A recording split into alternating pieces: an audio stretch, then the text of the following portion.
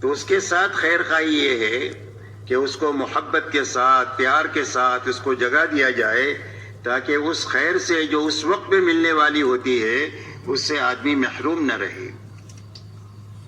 اسی کے ساتھ میں پوری بات کو دھیان اور توجہ سے سننا کہ جسم بھی یہاں ہے اور دل دماغ بھی یہاں ہے،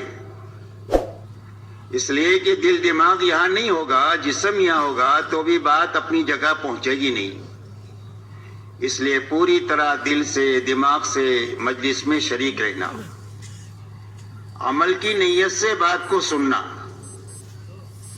اس لیے کہ اللہ کی طرف سے جو داد و دہیش کا نظام ہے وہ آدمی کی نیت ہے۔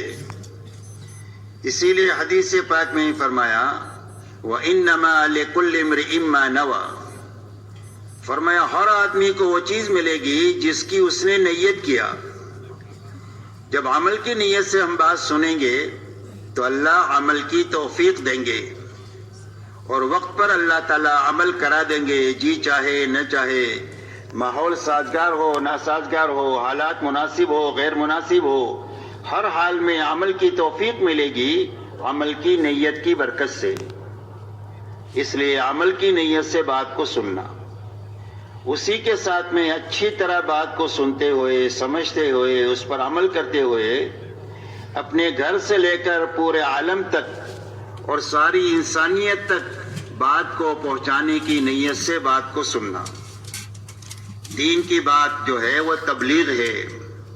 اسی لیے رسول اللہ صلی اللہ علیہ وسلم ارشاد فرماتے ہیں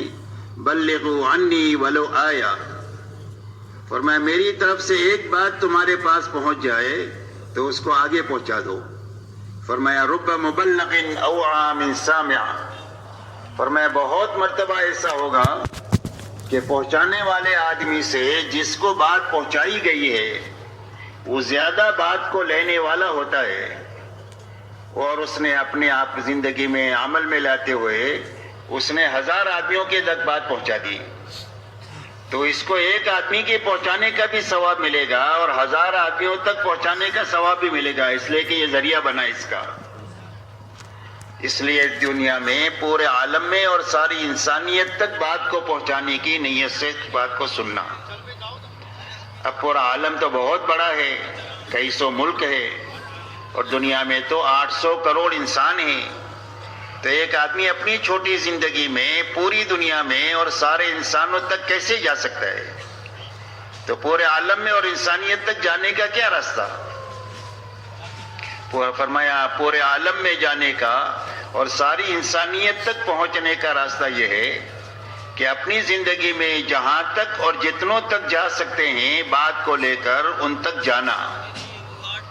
اور جہاں تک نہیں جا سکے اور جتنے لوگوں تک نہیں پہنچ سکے وہاں تک بات کو پہنچانے کے لیے اپنی زندگی میں کام کرنے والے بہترین آدمی تیار کر کے دنیا سے جانا۔ یہ محنت کا رخ ہے، کام کو صحیح طریقے سے سمجھنا، اس کو اچھی طرح اپنی زندگی میں عملی طور پر لانا اور پوری دنیا میں پہنچانا، اور پہنچانے کے لیے جتنا کر سکتے ہیں اتنا کرنا، اور آگے کے کام کے لیے اپنی زندگی میں کام کرنے والے آدمی تیار کرنا۔ یہ محنت کا صحیح رخ ہے جو حضور پاک صلی اللہ علیہ وسلم نے اختیار فرمایا۔ اللہ تعالیٰ نے آپ کو ایک بڑا کام لے کر دنیا میں بھیجا تھا، آپ کی محنت کا میدان پورا عالم تھا اور ساری انسانیت تھی اور قیامت تک کا زمانہ تھا، اب آپ کے بعد کوئی نبی نہیں آئیں گے، تو اتنا بڑا کام لے کر اللہ تعالیٰ نے آپ کو دنیا میں بھیجا، اور اتنے بڑے کام پر قابو پانے کے لیے آپ کو صرف 23 سال کا زمانہ دیا گیا۔ آپ کو 40 سال پر نبوت ملی، 63 سال میں آپ اللہ کو پیارے ہو گئے۔ فرمایا 23 سال میں اتنا بڑا کام کر کے ہمارے پاس آنا ہی، اب اس کام پر قابو پانے کے لیے آپ نے محنت کا جو رخ لیا قیامت تک کے لیے امت کے لیے وہی نمونہ ہے۔ اب حضور پاک صلی اللہ علیہ وسلم نے اتنے بڑے کام پر قابو پانے کے لیے اپنے بس کی پوری طاقت لگا دیا، اور طاقت لگا کر آپ نے پورے حجاز میں کام فرمایا اور کام کیا۔ آپ کا لمبے میں لمبا سفر جو ہے وہ تبوک تک کا ہے، باقی پورا عالم آپ کی محنت کا میدان ہے۔ تو اپنے بس کی پوری طاقت اور محنت لگاتے ہوئے اور اپنے آپ کو تھکاتے ہوئے آپ نے 23 سال میں 1.25 لاکھ صحابہ کا مجمع تیار فرمایا، خود کرتے ہوئے کرنے والے آدمی تیار کیے، اور ایسا مجمع تیار کیا جو حضور صلی اللہ علیہ وسلم کی زندگی کا آئینہ تھا کہ آپ کی زندگی کو سمجھنا ہے تو صحابہ کی زندگی سے آپ کو سمجھا جا سکتا ہے۔ اسی لیے صحابہ کا تعارف 2 جملوں میں ہوتا ہے، فرسان بالنہار و رہبان باللیل، بسام بالنہار و بکاء باللیل۔ فرمایا صحابہ کون ہیں؟ فرمایا دن کے شہ سوار ہیں اور راتوں کے عبادت گزار ہیں۔ دن کو گھوڑے کی پشت پر بیٹھ کر پوری دنیا میں پھر رہے ہیں، لوگوں کو اللہ کی پہچان کرنے کے لیے کہ اللہ کون ہے اور کیسے ہیں، اور اللہ کی پہچان کراتے ہیں، اللہ کا تعارف کراتے ہیں، اللہ کی شانیں سمجھاتے ہیں تاکہ لوگ اللہ سے جڑے اور دنیا سے کٹے۔ اور فرمایا راتوں کے یہ عبادت گزار ہے، کانوا قلیلا من اللیل ما یہجعون وبالاسحار هم یستغفرون۔ فرمایا رات کو یہ لوگ بہت کم سوتے ہیں اور رات کو آخر راتوں میں اٹھ کر اللہ کے سامنے کر کے مٹ کے تھک کر اللہ کے سامنے استغفار کرتے ہیں کہ اللہ جو کام کرنے کا حق تھا وہ تو حق ہم سے ادا نہیں ہوا۔ فرمایا بسام من نہار و بکاء باللیل، دن کو حشاش بشاش اللہ کے دین کا کام کرنے والے تھے اور راتوں کو اللہ کے سامنے بہت زیادہ رونے والے تھے، اور یہی دونوں صفتیں حضور صلی اللہ علیہ وسلم کی پوری زندگی رہی۔ اسی لیے آپ کا پورا دن دعوت اور تعلیم کے لیے اور اللہ کی مخلوق کو سنبھالنے کے لیے، اور آپ کی رات کا بڑا حصہ اللہ کے سامنے مناجات کے لیے، دعا کے لیے، نماز کے لیے اور آہوزاری کے لیے اور قرآن پاک کو ترتیل کے ساتھ پڑھنے کے لیے۔ یہاں تک کہ رات کو آپ اتنا لمبا قیام فرماتے تھے کہ آپ کے پیروں پر ورم آ جاتا تھا، اور یوں آتا ہے کتابوں میں کہ آپ کے سینے سے رونے کی آواز ایسی آتی تھی جیسے ہنڈیا کے ابلنے کی آواز آتی۔ یہ آپ کا دن ہے، یہ آپ کا رات ہے، اور یہی دونوں چیزیں آپ کے مجمع میں منتقل ہوئی، اور آپ نے حجاز میں کام کرتے ہوئے جب یہ مجمع بنایا تو یہ مجمع بات کو لے کر دنیا میں گیا اور اپنی قبریں دنیا میں بنائی، اور صحابہ کرام رضی اللہ عنہ مجمعین نے اپنے ہاتھوں تابعین کا مجمع بنایا۔ تابعین صحابہ کے ہاتھوں تیار ہوئے، لاکھوں تابعین، اور تابعین کے ہاتھوں تبع تابعین کا مجمع تیار ہوا، لاکھوں تبع تابعین تیار ہوئے۔ اس کے بعد اللہ تعالیٰ نے اولیاء اللہ کا ایسا سلسلہ دنیا میں چلایا کہ ایک ایک ولی کے ہاتھوں لاکھوں آدمی دنیا کے اندر میں دین پر آئے اور اللہ کی طرف آئے اور جنت کی طرف آئے، یہاں تک کہ اللہ تعالیٰ نے پوری امت پر مہربانی کرنے کے لیے اور پوری انسانیت پر احسان کرنے کے لیے اللہ تعالیٰ نے ہمارے زمانے میں محنت کا وہ رخ عطا فرمایا جو رخ حضور صلی اللہ علیہ وسلم کے زمانے میں اللہ نے قائم فرمایا تھا۔ آپ کے زمانے میں محنت کا یہ رخ تھا کہ جو آپ کی دعوت پر ایمان میں داخل ہوتا تھا وہ آپ کے ساتھ آپ کی محنت میں شریک ہو جاتا تھا، یہاں تک کہ 23 سالہ دور نبوت میں جتنے ایمان کی طرف آئے وہ سارے ایمان والے آپ کے ساتھ آپ کے دین میں بھی شریک ہے، آپ کی محنت میں بھی پورے شریک ہے، یہاں تک کہ دین کی محنت کے لیے جوان ہے تو دین کی محنت میں ہے، بوڑھے ہیں تو دین کی محنت میں ہے، مالدار ہے تو غریب ہے تو تاجر ہے تو کسان ہے تو مزدور ہے تو مرد ہے تو عورتیں ہیں تو غرض یہ کہ امت کے تمام طبقات کے تمام افراد آپ کے ساتھ آپ کی محنت میں شریک تھے، یہاں تک کہ ہر ایک کا جذبہ یہ تھا کہ ہمارا دین محفوظ رہنا چاہیے اور ہمارا دین دنیا میں پھیلنا اور پھولنا چاہیے،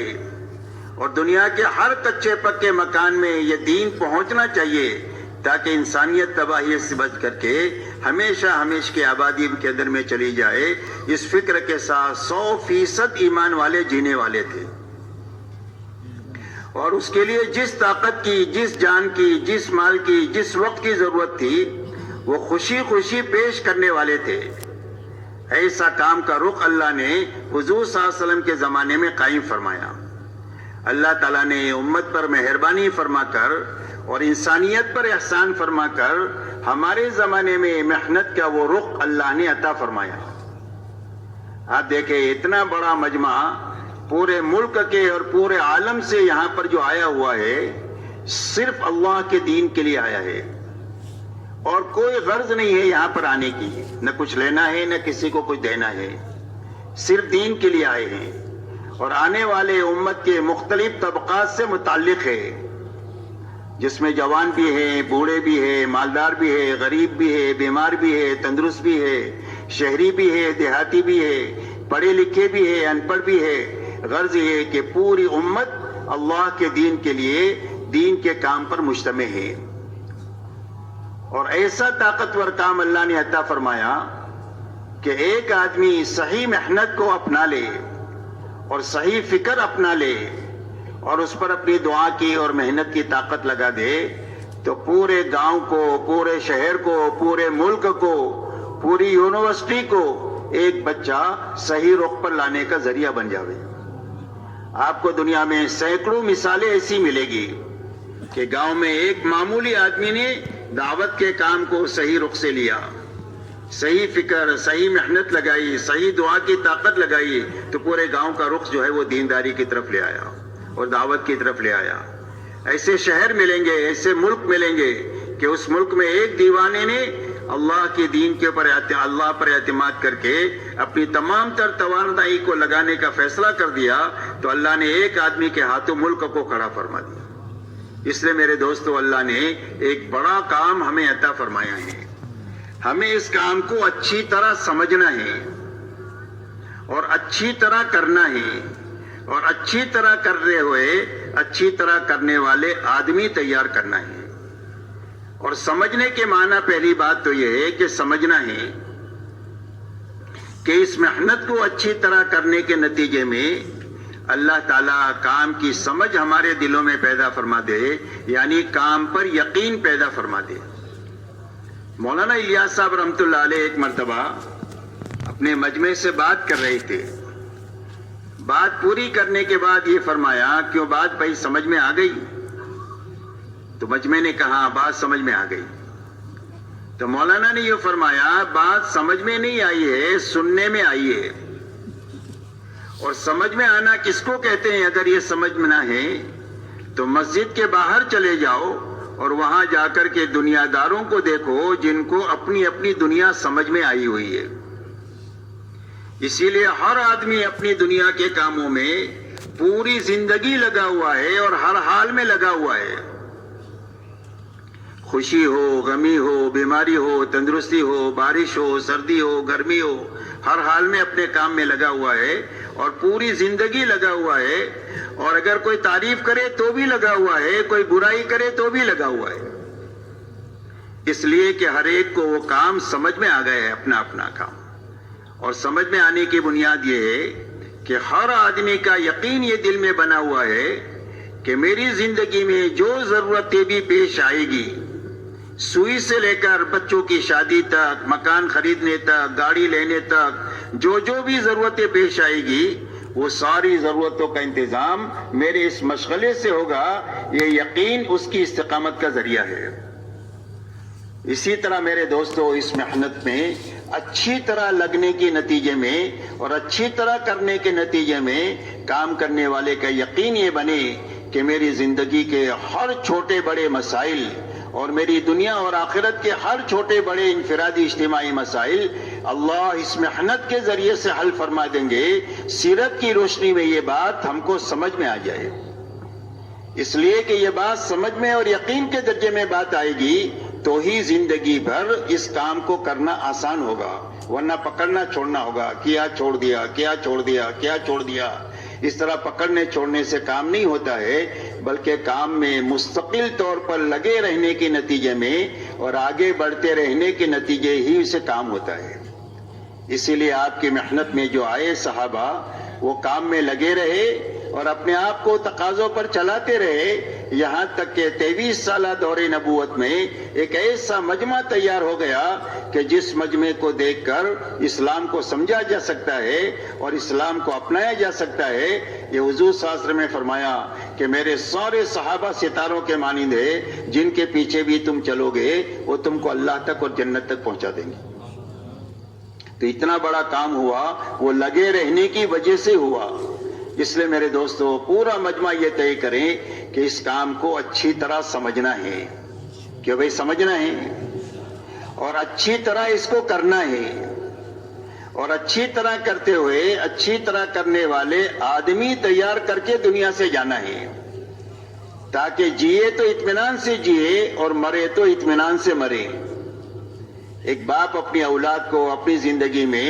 کاروبار سنبھالتا ہوا دیکھ لیتا ہے، فیکٹری سنبھالتا ہوا دیکھ لیتا ہے تو اطمینان سے جی بھی لیتا ہے، اطمینان سے مر بھی جاتا ہے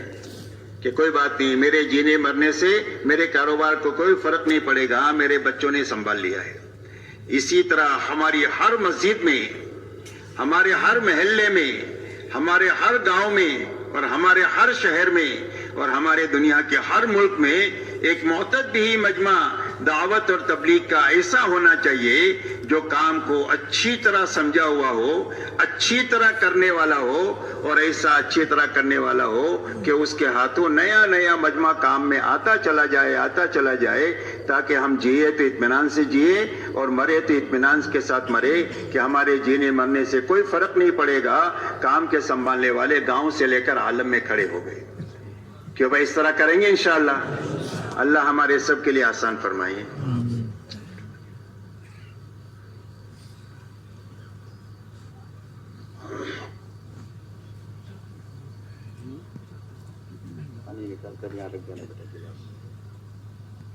پوری امت اور انسانیت کو سمجھانے کی بات یہ ہے کہ اللہ تعالیٰ نے روئے زمین پر بسنے والے ہر ایک مرد اور ہر ایک عورت کی دنیا اور آخرت کے بنانے کے لیے اللہ نے اپنے پاس سے دین اتارا ہے، اور قرآن پاک میں اعلان فرما دیا ان الدین عند اللہ الاسلام۔ فرمایا اب ساری انسانیت کے لیے زندگی گزارنے کا جو طریقہ اللہ کے یہاں پسندیدہ ہے وہ صرف دین اسلام ہے۔ وَمَن يَبْتَغِي غَيْرَ الْإِسْلَامِ دِينًا فَلَن يُقْبَلَ مِنْهُ وَهُوَ فِي الْآخِرَةِ مِنَ الْخَاسِرِينَ۔ فرمایا جو اسلام کے علاوہ اور کسی راستے پر چل کر آئے گا اللہ کے یہاں مقبول نہیں ہوگا، اور اس کی آخرت ہمیشہ ہمیشہ کے لیے اجڑ جائے گی، جہاں کبھی بھی آبادی نہیں ہوگی۔ اس لیے میرے دوستو اللہ تعالیٰ نے ساری انسانیت کی کامیابی کے لیے دین اسلام اتارا ہے کہ زندگی جو بنے گی وہ بھی دین ہی کے راستے سے بنے گی، اور آخرت بھی جو بنے گی وہ صرف دین ہی کے راستے سے بنے گی۔ اور ہماری پوری محنت کی اور بھاگ دوڑ کی بنیاد دین ہے کہ ہر فرد امت کی زندگی میں پورا دین اپنی حقیقت کے ساتھ میں آ جائے۔ تو اللہ تعالیٰ نے دنیا اور آخرت کے بنانے کے لیے دین اتارا ہے، اور اپنی سنت روئے زمین پر یہ جاری فرمائی ہے کہ جو کوئی بھی پوری دینداری کے ساتھ جیے گا اور دینداری پر مرے گا، اللہ اس کی دنیا بھی اچھے سے اچھی بنا دیں گے اور اس کی آخرت جنت کی شکل میں ایسی بنا دیں گے کہ جس کے بعد کبھی بھی بربادی نہیں ہوگی، ہمیشہ آباد ہی آبادی رہے گی۔